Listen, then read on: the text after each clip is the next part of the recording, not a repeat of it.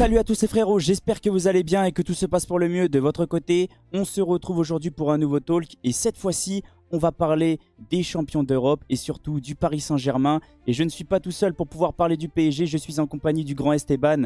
Comment ça va frérot? Bah écoute, ça va très bien, merci de l'accueil sur ta chaîne. On commence à s'y sentir un peu confortable, hein. On est souvent ensemble, mais écoute, c'est pour mon plus grand plaisir, donc ravi d'être avec toi. Ça me fait extrêmement plaisir que tu aies accepté l'invitation pour pouvoir parler du Paris Saint-Germain. Ça va être très facile pendant ce talk, mais je vais quand même me répéter. Au moment où vous allez regarder le talk, je serai en Espagne. C'est fait exprès, je vous ai tourné pas mal de talks avec Esteban pour pouvoir vous occuper et pour pouvoir garder la chaîne active. Avant que le talk commence, merci à toutes les personnes qui vont liker, commenter, partager et surtout à toutes les personnes qui vont aller s'abonner au grand Esteban. J'aimerais quand même le faire un petit peu monter. Les gars, faut le faire un petit peu accélérer au niveau des abonnés. Ça me ferait extrêmement plaisir. Pendant ce talk, ça va être très facile. Au début, on va parler un petit peu du mercato de l'an dernier parce que je sais que beaucoup se sont plaints du mercato dont moi. Je vais pas me cacher. J'ai pas arrêté de dire que pour moi, il était incomplet. Il manquait quand même pas mal de joueurs et je me suis fait un petit peu avoir parce que le PSG a quand même réussi à sortir une saison historique. Donc j'aimerais aussi connaître un petit peu l'avis d'Esteban après cette saison, voir s'il a toujours le même avis. Après, on va parler un petit peu de la saison du Paris Saint-Germain parce qu'il faut quand même en parler. On est passé des enfers à une saison historique. Moi, sincèrement, à repenser à cette saison, je suis encore choqué, mais je suis encore tout simplement heureux.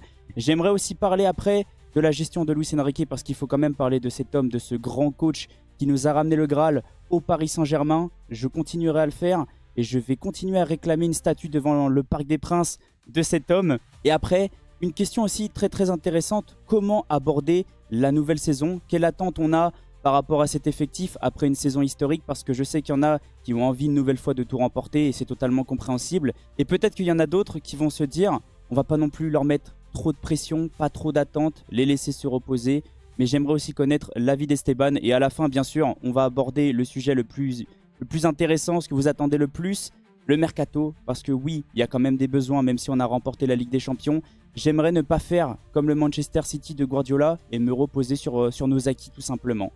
Donc on va déjà parler un petit peu du mercato de l'an dernier. J'aimerais avoir un petit peu ton avis après cette saison historique. Déjà la saison dernière, qu'est-ce que tu en pensais? Bah écoute, le mercato, je pense comme tout le monde, il me faisait peur. Il me faisait peur pourquoi? Parce que vous aviez recruté que des gars de moins de 22 ans, à part Safonov. Safonov c'est un peu l'exception, mais c'est le deuxième gardien, donc on s'entend. Mais après coup, un an après, bah, le mercato il est légendaire, hein, parce que parmi ce mercato, on a 3 des 12 joueurs clés dans le titre en Ligue des Champions. Si on ajoute même Kvara à l'hiver, ça fait 4, avec Pacho, Neves, Doué. Bah, c'est un mercato all-time, hein, pour le Paris Saint-Germain, clairement. Maintenant, c'est clair que quand on était lors de cet été, moi-même je faisais des vidéos, toi aussi, on était un peu inquiet. On se disait que ça manquait peut-être d'éléments offensifs. Tu avais Kylian Mbappé qui partait, tu te disais comment est-ce que les buts vont être répartis. Mais après coup, Luis Enrique a totalement géré la situation et j'ai envie de dire heureusement. Donc oui, c'était un mercato qui a quand même faisait peur sur le moment. Maintenant, après coup, bah, on a vu que le projet il était en marche avec des joueurs jeunes. Donc bah, après coup, le mercato il était grandiose, quoi. Je sais pas quoi dire d'autre. Je sais pas toi quel était ton avis. Je ressens pratiquement la même chose en fait parce que la saison dernière, je vous invite à aller voir nos vidéos, que ce soit celle d'Esteban et de moi-même sur la chaîne.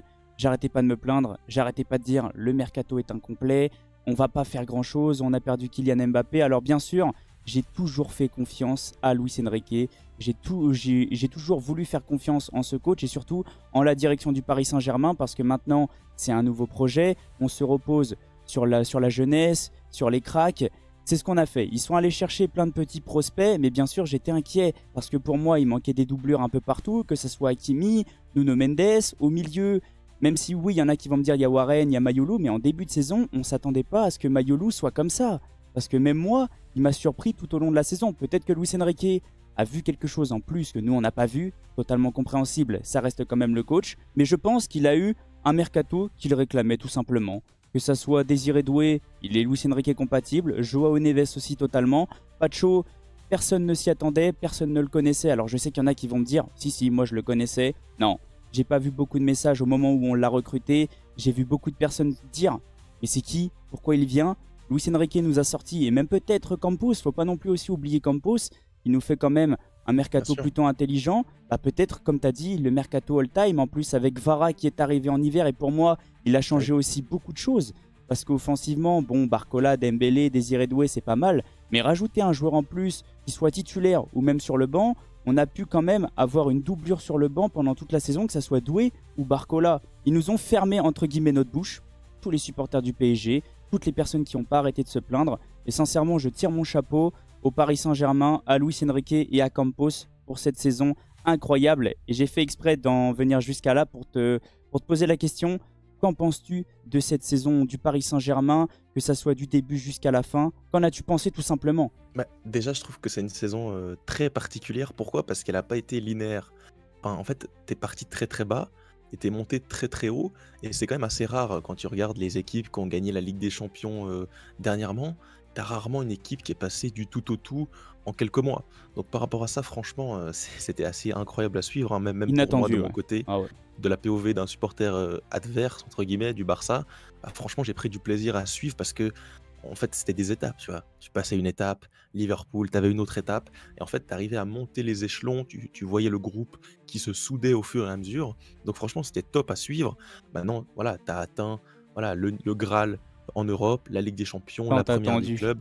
Ah ouais. Donc forcément, la saison, elle est historique. Maintenant, est-ce que tu vas réussir à perpétuer ça dans la durée? J'ai quand même des interrogations. Le mercato actuel va également dans ce sens-là ou pas, on va en parler juste après. En tout cas, sur la saison all-time. Maintenant, je vois aussi beaucoup de comparaisons. Forcément, les supporters du PSG s'enflamment. Mais en vrai, ton avis m'intéresse aussi par rapport à ça. Moi, je pense pas que ce PSG 2025, il est au niveau, par exemple, du Real ou du Barça des années Guardiola.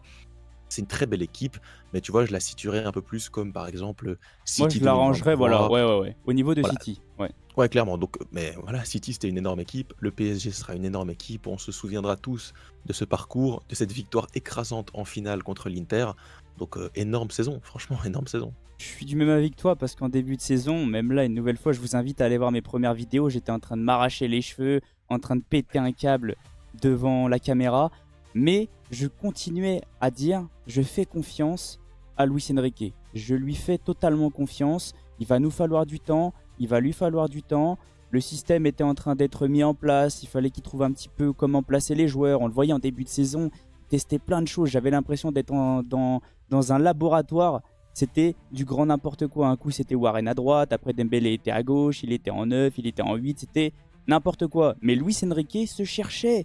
Donc, j'avais pas envie de lui tomber dessus. C'était pareil pour Guardiola à City au début. Arteta est encore en difficulté. C'est pas en un claquement de doigts qu'on construit une équipe all-time. Et bah, Et pourtant, c'est arrivé assez vite, hein, et quand même. pourtant, ouais, c'est ça. Il y a eu un retournement de situation. Alors, il y en a beaucoup qui vont me parler de City, mais moi, je suis pas du même avis. Pour moi, le déclic, c'est contre Salzbourg. Et pourquoi? Parce que le dernier numéro 9, du moins le dernier attaquant à avoir marqué avant le but de Gonzalo Ramos, c'était Kylian Mbappé la saison dernière. Donc pour moi, ce Maintenant, but-là nous a fait du bien. Vas-y, vas-y. tu as quand même la chance d'avoir dans ce talk quelqu'un qui était présent à ce match contre City. J'étais dans les tribunes, j'ai C'est même fait un vrai, vlog c'est du vrai. reste. Et franchement, je peux témoigner de ce qui s'est passé dans les tribunes. Et moi, j'entends bien ta théorie sur Salzbourg, etc. En fait, Salzbourg, c'est un match que tu dois gagner. C'est un match Pour toi, le relativement déclic, c'est contre simple. City. Pour moi, le déclic, il est contre Ok, City. Il est ok. contre City, il est à la mi-temps. Et pour moi, c'est là où tu te dis, ok, là, on est capable de vaincre et de retourner une équipe quand même d'un calibre Ok, bien ouais. plus élevé que Salzbourg, tu vois. Oui, bien Et en sûr. fait, il y avait toute une atmosphère dans le stade. Moi, je me souviens, je me suis mis à supporter le PSG comme un vrai supporter parce que Il y a je même le devenais fou, téléphone quoi. qui a goûté le Euh, sol, non? Le téléphone a fait des backflips, bref, c'était fou. Et franchement, en fait, quelque chose s'est mis en marche avec le maillot. Pour moi, c'est vraiment ce match-là, en fait. Donc Ok, ouais. maintenant, oui, c'est vrai que tu t'es Après, débloqué peut-être, au niveau des ouais. stats contre Salzbourg, mais, mais non, ce match contre City, pour moi, c'est le début de l'aventure. Et même, je trouve que c'est plus beau comme début d'aventure, tu vois. Un match à l'extérieur, à Salzbourg. Bon, là, Ouais. c'était à domicile. City, tu recevais quand même un des derniers finalistes de la LDC, donc tu recevais une grosse équipe. Tu as réussi à les retourner 2-0 mi-temps. Non, c'était vraiment quelque chose. Après, peut-être que je dis ça parce que je suis dans la peau d'un supporter du Paris Saint-Germain et que ça faisait peut-être longtemps aussi qu'on n'avait pas gagné et C'est surtout, vrai. on n'avait pas marqué. Ça faisait vraiment. Ce match-là m'a clairement fait du bien parce que même contre Salzbourg, j'étais en panique totale au début du match. Et sincèrement, Ça m'a fait très bizarre, mais le PSG a quand même su s'imposer. Et ensuite, ouais. Après, pour moi, oui, on est monté en puissance tout Ah oui, simplement. L'entrée de Dembélé contre Manchester City l'a ça littéralement aussi, métamorphosé aussi. Parce que, ouais, depuis ce match-là, Dembélé a enchaîné une saison exceptionnelle, du moins une moitié de saison exceptionnelle. On a éliminé pratiquement toutes les grosses équipes. Alors oui, il y en a qui vont me dire toutes les équipes étaient malades. Je suis pas du même avis parce que Liverpool, pour moi, ça reste costaud. Arsenal, même avec les absents, ça reste costaud. L'Inter Milan en finale, ils ont quand même sorti le Barça, même s'ils étaient cuits. Je suis d'accord, mais ça reste quand même un gros d'Europe. Aston Villa, ils se sont pas laissés faire et moi je me suis fait dans mon froc au match retour. Ça reste quand même une saison incroyable du Paris Saint-Germain.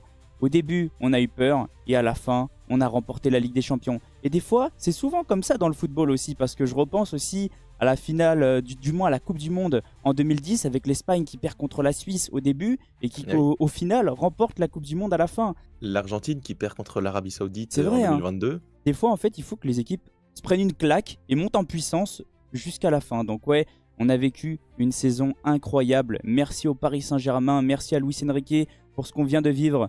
Je parlerai pas de la Coupe du Monde des clubs parce que pour moi, ça m'intéresse même pas. Pour moi, la saison du Paris Saint-Germain, c'est fini contre l'Inter Milan. Après, les joueurs étaient entre guillemets en vacances, complètement fatigués. Donc cette saison, j'ai pas arrêté de le dire, je ne critiquerai pas le Paris Saint-Germain et Luis Enrique. Et j'ai fait exprès une nouvelle fois aussi de finir par Luis Enrique parce qu'on va parler de sa gestion. Et j'aimerais avoir un petit peu ton avis parce que pour moi, elle est légendaire, elle est incroyable.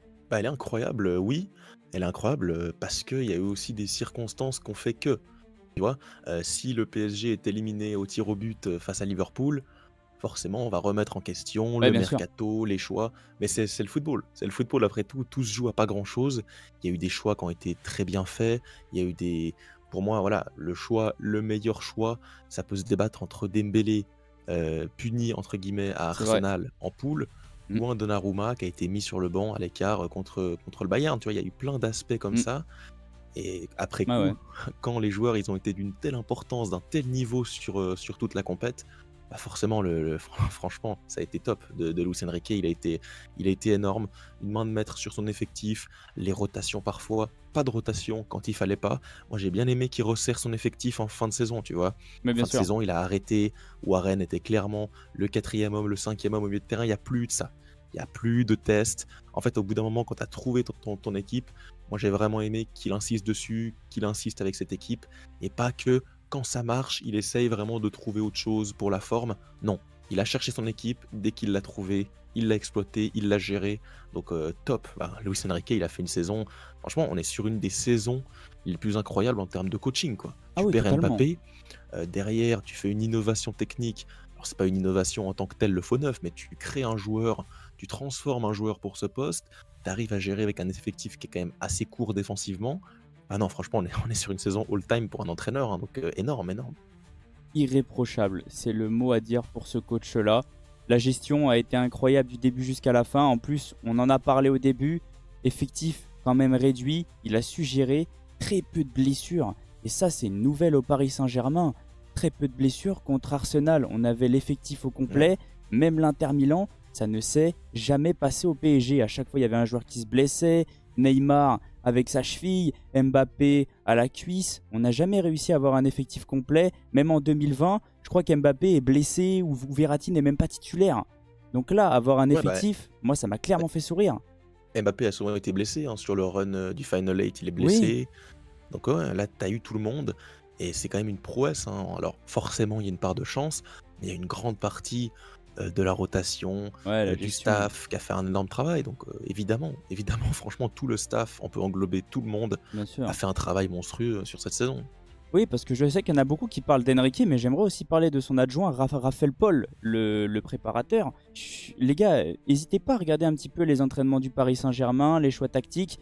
Il est souvent collé à Luis Enrique avec ses écouteurs pour lui Bien dire sûr. ce qui va et ce qui va pas, parce que oui, Luis Enrique voit ce qui se passe sur le terrain, mais lui a un petit peu un regard un petit peu en arrière pour voir ce qui va et ce qui va pas, pour l'aider. Et lui aussi fait un travail monstrueux depuis le début de la saison. Il n'y a eu aucune blessure, la gestion a été parfaite, comme tu as dit. Moi, je me suis pas tant plaint que ça de son choix par rapport à Dembélé pendant les groupes. Parce que pour moi, c'était une bonne nouvelle. Il a montré que c'était lui le leader de cette équipe. Contrairement aux autres années avec des Mbappé, des Neymar et des Messi, là c'était lui qui avait le lead, tout simplement. Et moi, je retiens aussi son message de la saison dernière, au moment où on apprend que Mbappé va partir, on sera plus fort, et ça, il l'a prouvé. Devant le monde entier, il l'a prouvé parce qu'on a roulé sur tout le monde. Donc, il a eu totalement raison. Et puis à la fin, la finale. Faut aussi parler de cette finale, parce que je m'y attendais pas. Alors bien sûr, on était supporters du PSG, bien sûr, on avait absolument envie de s'imposer, mais moi, je m'attendais pas à ce qu'on roule autant sur l'Inter Milan. Et on entend carrément des « ouais, le match a été truqué, ceci, cela », alors qu'on a roulé littéralement sur l'Inter. Quand on se pose et qu'on regarde le match, on voit que ça a été travaillé de A à Z, comme Chelsea contre le PSG en finale de Coupe du Monde des clubs. Travaillé de A à Z pour étouffer l'adversaire et les mettre en difficulté. C'est ce qu'on a fait face à l'Inter. On les a mis en difficulté. C'est une équipe qui n'est pas capable de garder le ballon longtemps. Au moindre pressing, il dégage. Et voilà, le PSG a su faire mal à l'Inter et a remporté sa première Ligue des Champions. Ouais, non, clairement, rien à dire sur cette finale, hein, 5-0. Waouh, bah, c'est une des finales les plus choquantes que j'ai pu voir de mes propres yeux. Il y a eu plusieurs finales choquantes dans l'histoire de la LDC, mais celle-ci, elle va quand même rester, elle va rester dans les livres d'histoire, quoi. 5-0. Bah, ça n'est jamais arrivé. Pour décrocher ta première LDC en plus de ça, donc la symbolique était magnifique. Et non, l'Inter, alors pour moi c'est une combinaison des deux, hein, parce que l'Inter pour moi passe aussi à côté de sa finale, oui, bien sûr. mais le PSG a fait, a fait ce qu'il fallait, quoi. Au bout d'un moment, tu as un adversaire, le but c'est de le battre, et tu l'as fait de la plus belle des manières. Je sais aussi que tu portes Luis Enrique dans ton cœur, t'arrêtais pas de le dire en début de saison, que tu voulais absolument que le Paris Saint-Germain remporte la Ligue des Champions si le Barça venait à être sorti. C'est chose faite. C'est important de le dire. Ouais. Oui, c'est pour ça que je le précise quand même. Mais je sais que tu voulais que Luis Enrique la remporte pour fermer entre guillemets la bouche de tous les journalistes qui n'ont pas arrêté de le critiquer. Et c'est chose faite. Donc même en étant supporter du Barça, je pense que tu es content, je pense que tu es heureux pour Luis Enrique. Oui, non, moi j'ai une relation qui est particulière avec Luis Enrique, forcément ancien coach du Barça, coach de l'Espagne aussi. Moi j'ai plutôt bien aimé son Euro 2021, qui fait un énorme Euro. Pour moi, on était la meilleure équipe à ce moment-là. Donc ouais. Et pourtant avec un effectif très faible, hein, parce que faut pas non plus. Très compliqué. Ouais. Offensivement surtout, c'était compliqué avec un Pedri énorme. Mais voilà, moi j'ai toujours beaucoup aimé sa personnalité, au-delà de tout, au-delà du football. Déjà, le football, j'aime beaucoup. J'ai adoré son Barça 2015. J'ai adoré son Espagne 2021. J'ai adoré son PSG. Et au-delà de tout ça, moi, c'est un homme qui est vrai. Tu vois, c'est un vrai gars. Il va dire les choses. Parfois, il a des dérapages. On l'a vu en Coupe du Monde des clubs. Mais c'est aussi ça qui m'attache un peu à lui. Également, son histoire familiale que j'ai beaucoup suivie, qui me touche énormément. Donc, il y a vraiment quelque chose, moi, qui se passe avec cet entraîneur. C'est un des gars préférés. En plus, forcément, il a joué au Barça. Il a été important dans notre histoire. Donc, moi, j'ai vraiment beaucoup aimé. Et malgré tout ça, moi, je suis quand même un homme de coach. Tu vois, je suis moins un homme de joueur. Moi, j'aime beaucoup les coachs, les grands coachs, les Guardiola, les gars qui ont vraiment la main mise sur les effectifs. J'aime pas tellement les grands égos comme était Mbappé. Donc, moi, j'étais vraiment team Luis Enrique. Et donc, forcément, de voir tous ces journalistes un peu français qui connaissent pas grand-chose à son logiciel, à lui-même, bah, j'étais extrêmement content. Évidemment, après le Barça, moi, j'étais content que le PSG puisse la remporter. Et que par la même occasion, Luis Enrique puisse entre guillemets fermer des bouches, parce que c'est un entraîneur que j'estime au plus haut point. Je suis du même avis que toi, j'adore l'homme qu'il est, même hors football, avec tout ce qu'il a vécu, il a réussi quand même à rester dans le football. Oui. C'est entre guillemets peut-être ce qui arrive encore à le maintenir, parce que c'est très compliqué ce qu'il a vécu. Je l'ai vécu en direct quand il a fait sa conférence de presse pour annoncer quand même qu'il allait essayer de rester, c'était un petit peu le bazar. Mais sincèrement, c'est un homme qui m'a surpris cette saison parce que ça faisait très longtemps, c'est même jamais arrivé qu'un coach comme ça réponde aux journalistes qui le provoquent. Parce qu'on le sait tous, le Paris Saint-Germain fait parler, beaucoup de journalistes aiment nous critiquer pour faire des papiers, pour que ça discute dans tous les sens. Et lui, sincèrement, montrer sa poigne, même si des fois il allait un petit peu loin, et ça je l'entends, il y avait quelques petits dérapages comme la finale de la Coupe du Monde des clubs comme tu as dit, mais moi j'aime bien sa personnalité. Même avec les journalistes, des fois il n'a pas été très sympa. Oui. Et juste pour revenir... Même moi, j'étais pas tellement sûr en fait de ses qualités parce que ça faisait quand même très longtemps qu'il n'avait pas repris un club en fait. Le dernier club, c'était le Barça en 2017, il me semble, il part. Ouais. Waouh, donc il arrive en 2023, ça fait quand même 5-6 ans après. J'étais pas non plus sûr qu'il allait réussir. Donc en fait, c'est d'autant plus beau qu'il arrive. C'était un pari, hein. Ouais, c'était un pari. Ah, oui. Parce que oui, à part le Barça, je crois que c'était l'AS Roma avant et Celta Vigo. N'hésite pas à me reprendre pour sa carrière. Donc ouais, à part le Barça. il a pris la Roja, mais il a pris une Roja un petit peu malade. Et en plus, c'est pas pareil une sélection et un club parce que t'as Ah pas non. le choix, t'as des joueurs qui viennent et que t'as pas envie qu'ils soient là. En plus, l'effectif de la Roja à ce moment-là, c'était une poubelle en feu à la Ouais, puis Coupe du Monde. t'es pas au quotidien avec les joueurs. C'est ça. Voilà. Et en plus, cette Coupe du Monde-là, beaucoup l'ont critiqué alors que c'était une Coupe du Monde un peu bizarre pendant l'hiver. Moi, sincèrement, cette Coupe du Monde-là, j'y ai même pas prêté attention. J'ai pas arrêté de le dire. Je lui fais totalement confiance. Maintenant qu'on a parlé un petit peu de Luis Enrique, j'aimerais avoir ton avis par rapport à la saison qui va arriver. Comment toi, Ah oui. tu veux que le Paris Saint-Germain aborde cette saison? Est-ce que tu as énormément d'attentes? J'aimerais connaître un petit peu ton avis aussi, toi, de ton côté, vu que tu supportes le Barça. Bah écoute, non, moi j'ai envie d'un PSG très fort. J'ai pas envie que le PSG se relâche. On va parler du mercato. Pour moi, là, le PSG est l'équipe à battre et j'ai envie qu'il se comporte comme tel. Tu vois, j'ai pas envie d'un comportement. Allez, c'est l'année 2, on s'en fiche un peu. Non, et je pense pas que ça sera le cas. Je pense qu'on aura une équipe qui sera compétitive, qui va peut-être avoir un petit peu de mal à se mettre en route, c'est normal, mais arriver au printemps, ça va être autre chose pour moi. Le PSG va se remettre dedans et ça sera l'équipe à battre. Et dans ce football-là, des équipes qui sont stables, clés, qui peuvent C'est très surfer sur une rare, hein. dynamique, bah, il y en a pas tellement en fait. Donc Bah, le Barça, le Real. j'espère, que ce PSG, enfin le Real non.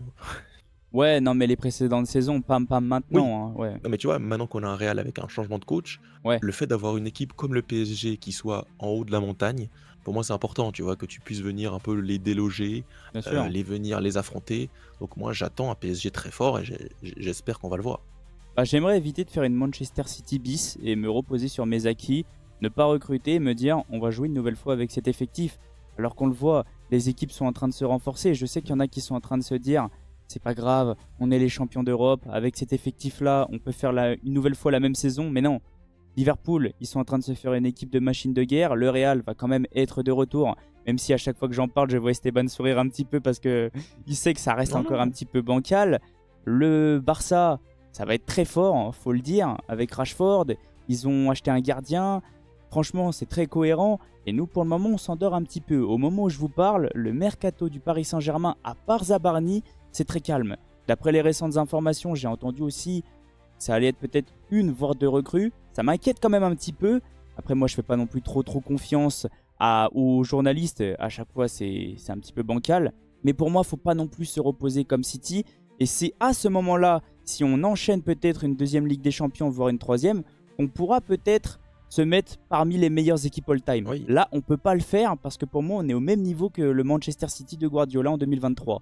On a remporté une Ligue des Champions et c'est tout. Pour moi, on peut dire que une équipe fait partie des meilleures équipes all-time quand elle arrive à enchaîner et quand elle arrive à avoir une sorte de stabilité. C'est pour ça que j'aimerais quand même en rajouter parce que j'ai vu beaucoup de supporters de Paris, c'est n'importe quoi à nous comparer avec le Barça de 2011, le Real de 2017.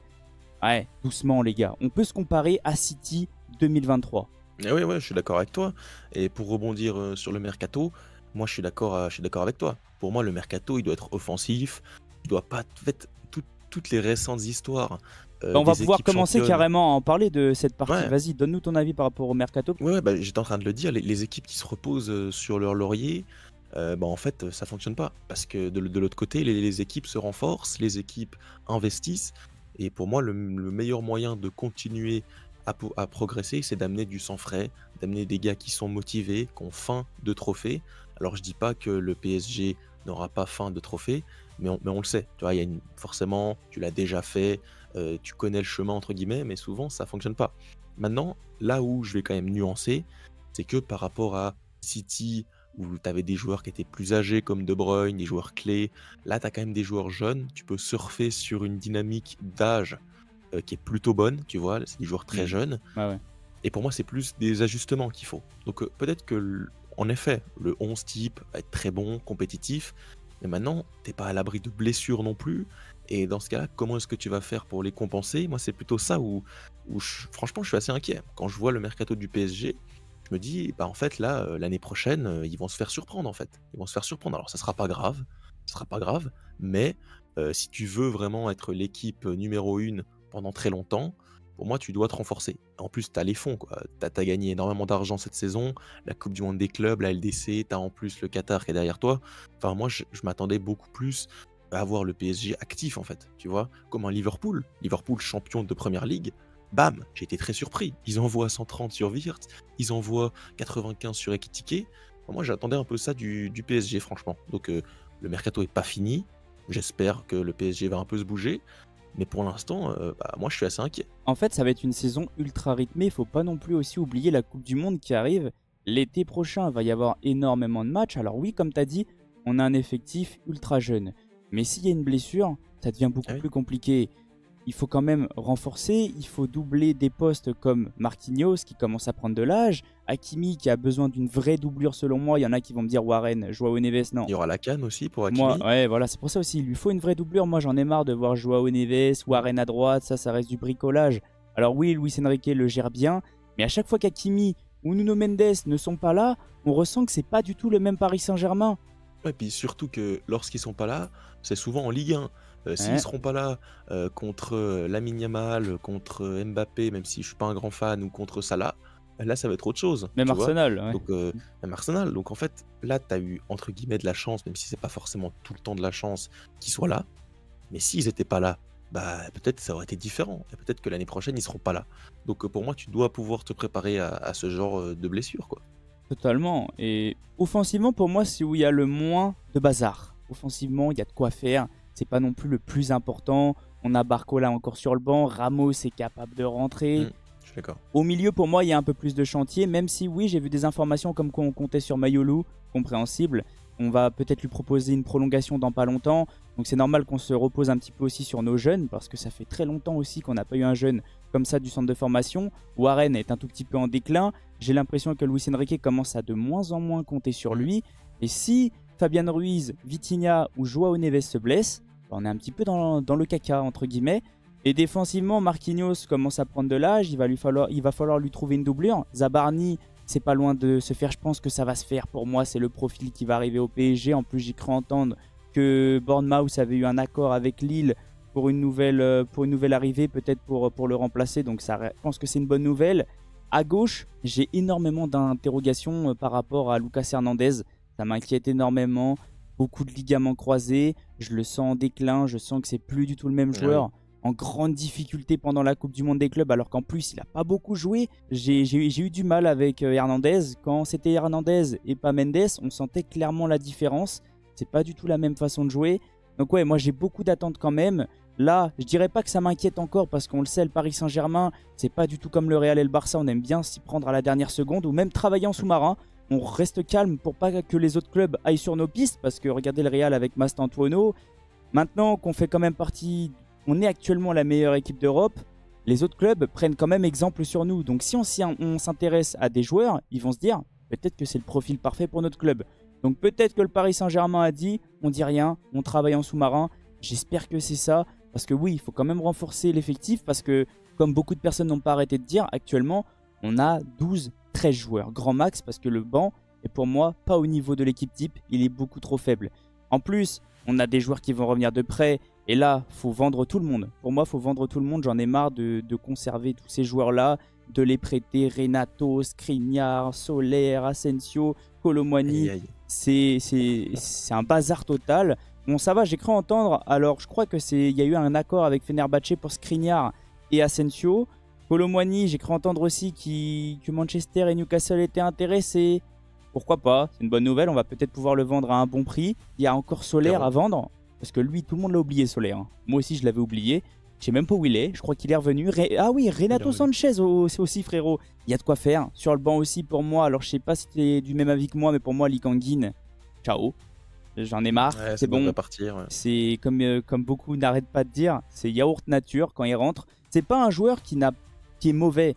Pour moi, c'est un joueur qui n'a pas le niveau du Paris Saint-Germain, tout simplement. Il a peut-être peur. Peut-être que il y a trop de pression au PSG. Ça se comprend. Hein. C'est un club qu'on attend vraiment au tournant. Gonzalo Ramos, moi je me dis peut-être pas que je vais m'en séparer parce que c'est compliqué à trouver un profil comme ça sur le banc qui rechigne pas trop, qui crée pas trop de problèmes, qui est capable de rentrer quand on a besoin de lui, qui est capable de mettre son petit but de Wislar. Donc moi je me dis pourquoi pas le conserver offensivement, c'est pas le plus gros chantier. Et au niveau du poste de gardien de but, c'est compliqué à trouver un accord avec Donnarumma d'après ce que j'entends récemment. On verra bien. Mais si Donnarumma venait à partir, si Donnarumma ne veut pas rester, ça Luis Enrique l'a dit. Tu veux pas rester, tu t'en vas. Basta. il ira chercher un autre gardien, pourquoi pas Diogo Costa de Porto, que moi j'aime beaucoup. Chevalier aussi, pourquoi pas. C'est vrai qu'il n'a pas bougé, Chevalier, pour l'instant. C'est vrai que, alors celle-là, alors je sais pas toi, mais moi je m'y attendais pas, je pensais que tout le monde allait se jeter dessus. Alors est-ce que Lille a fermé les portes? Peut-être. Non, écoute, pour moi, en fait, tu l'as bien dit, pour l'instant, moi, je me rapproche plus de 12 joueurs que 13. 13, t'as Hmm. sûrement compté Mayoulou. Ouais. Arriver en demi-finale de LDC et avoir un Mayoulou titulaire, Bah, il a marqué, je hein. pense que... Il a marqué, hein. Oui, mais parce qu'il est rentré, Oui, bien sûr. tu Oui, vois. non, mais quand il En tant que rentre, ouais, titulaire, c'est vrai que oui, oui. Ouais. bien sûr, mais pour moi, tu as quand même un gap qui est assez énorme. Donc, Mais ouais. pour moi, actuellement, tu es à 12 joueurs. Ouais. 12 joueurs, et pour moi, c'est pas comme si tu en avais 13, peut-être 14. Pour moi, tu en as vraiment que 12. Ouais. Et derrière, pour moi, c'est vraiment compliqué. Pour moi, tu devrais te rapprocher 14, 15, avoir vraiment des solutions sur le banc. Rien que quand tu regardes le Barça, bah, bientôt, on aura un Dani Olmo sur le banc, Ferran Torres, tu auras pourquoi pas un Rashford sur le banc, Ouais, Gavi, Firmine, Casado. Gavi, ouais, il y a du En monde. fait, Hein. les équipes comme ça, elles ont des bancs. Alors peut-être que ça marchera pas et le Barça, on n'a pas gagné la LDC, c'est clair. Mais des fois, tu as besoin de solutions qui viennent du banc quand ça se corse, quand ça se devient difficile, quand tu as des blessures. Pour moi, c'est vraiment l'important pour le PSG. Quasiment à chaque ligne, moi, je recruterai des gars quoi, au milieu de terrain. Et pour moi, il te faut un quatrième. Devant, pourquoi pas, si Lee Kangin vient à partir. Défensivement, un gars qui peut faire les deux postes de latéraux, un par poste. Voilà, pour moi, il faut des gars. Il faut des gars. Ouais, mais totalement. Hein. Derrière, déjà, Sabarni, c'est bien pour doubler bien. un petit peu Marquinhos, parce que quand Marquinhos n'est pas là, bah, on a que des gauchers. Et moi, j'ai pas arrêté de le dire, j'aime pas une paire de gauchers, ça marche jamais au PSG. Hakimi n'a pas de réelle doublure. Pareil pour Mendes. Au milieu, comme tu as dit, 3 titulaires max, parce que oui, bien sûr, j'ai compris ce que tu as dit. Mayoulou titulaire en finale, c'est un peu plus compliqué. Hein. Eh oui. Quand il rentre, ça va, mais heureusement qu'on n'a pas eu de blessure. Heureusement que Luis Enrique a bien géré son effectif, sinon c'était un petit peu le bazar. Mais le problème, c'est que Luis Enrique n'a pas arrêté de le dire, il aime bien les effectifs réduits. Donc ça aussi, ça m'inquiète un petit peu. Je sais pas. Maintenant, l'avantage quand même que vous avez, contrairement, on a parlé de City, même des grosses équipes, c'est que vous êtes en Ligue 1. Et ça, il Ouais. faut le dire, Ouais. il y a quand même un énorme avantage. Après, attention, là, il va y avoir de la concurrence. Alors, je sais pas si. Pour ça, c'est que j'aimerais me renforcer parce que le Paris FC vont peut-être vouloir venir nous chatouiller. L'OM, c'est à peu près pareil. Bon, c'est pas non plus la Liga, c'est pas non plus la Première Ligue, bien sûr. Mais c'est pour ça que j'aimerais. En fin de saison, tu arriveras quand même à faire tourner. Pour moi, tu n'auras pas une bataille à quelques points près. Donc en fait, tu as toujours cette option de la Ligue 1 où tu vas jouer à domicile contre Angers, à domicile contre Le Havre, où là tu pourras envoyer les gars faire une rotation complète. Alors que par exemple en Première Ligue, où tu dois te battre pour le titre, te battre pour la LDC chaque week-end, ou entre deux matchs de LDC, tu dois aller à Newcastle. Là-bas, ça va être le parcours du combattant la saison prochaine. Là, c'est vraiment le bordel. Alors que le Paris Saint-Germain, vous avez au moins cet avantage-là. Ce que je peux aussi comprendre, en tant que Luis Enrique, on sait que pour travailler les entraînements, etc., c'est bien d'avoir un groupe serré.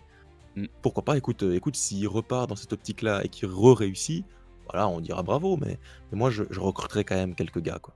Ouais, bah oui, c'est ça. Après, on peut rien lui reprocher. Il a gagné la Ligue des Champions, donc on lui fait confiance. Il fait ce qu'il veut et nous, on le suivra jusqu'à la fin. En tout cas, bah, merci à toi d'être passé. N'hésitez pas à aller vous abonner à la chaîne d'Esteban. Vas-y, frérot. Non, je disais, la chose qu'on espère, franchement, moi, j'espère une finale de LDC PSG-Barça cette année. Bah, c'est le match qui manquait la saison dernière, en fait. Hein. On ne s'est pas rencontrés. Vous avez rencontré quasiment toutes les équipes, hormis le Barça. À part vous, à part vous. Alors qu'en plus, c'était entre guillemets l'équipe attendue. On voulait tous cette finale. Bon, bien sûr, moi de mon côté, je voulais quand même l'Inter parce que je voulais remporter ma Ligue des Champions. Maintenant que je suis libéré, ça va, pourquoi pas. Allez, on se retrouve en finale et on verra ce que ça donnera. J'espère. Ouais. En tout cas, comme je vous ai dit, n'hésitez pas à aller vous abonner à la chaîne d'Esteban, à aller liker ses vidéos, ça fait extrêmement plaisir. Et nous, on va se retrouver pour un prochain talk, bien sûr. Comme je vous ai dit, je serai en Espagne, donc je vais vous sortir pas mal de vidéos avec Esteban pour pouvoir parler du football. En tout cas, passez une excellente journée ou une excellente soirée en fonction de quand vous allez regarder la vidéo. Et on se retrouve très vite. Ciao les potes. Ciao.